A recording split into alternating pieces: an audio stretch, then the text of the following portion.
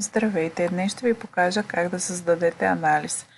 Трябва да сте на главната форма на обекта, да изберете нивото, в което ви е необходим този анализ, десен бутон. Избирате създава и добавя нова операция и операция. Отваря ви се нов прозорец, в който трябва да въведете име на анализа, като програмата автоматично разпознава, ако вече има друг анализ със същото име.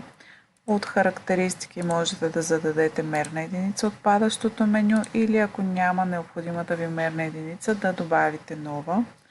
Също така можете да изберете индекс и шифър, с които да намирате по-лесно след това създадените анализи, като например фирмен анализ 001.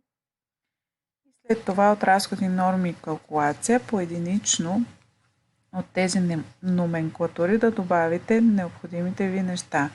Материали, труд, механизация, услуги и полуфабрикати. За целта от материали в търсачката търсите материала, който ви е необходим. И чрез изоблачване го поставяте в анализа. Освен поединично, можете да добавяте и готов анализ с изчисления и разходни норми от бутона Търси, като тук базата данни е доста голяма.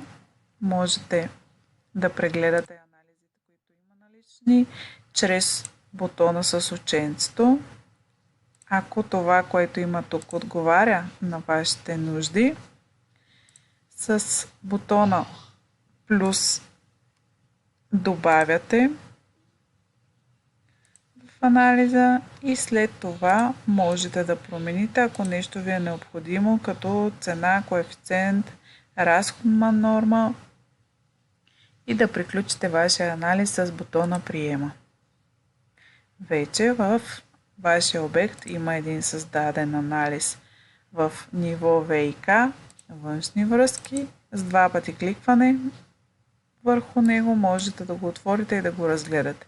Ако нещо сте объркали при добавянето на материалите и труда и наличната информация, можете с десен бутон да изтриете това, което не ви е необходимо.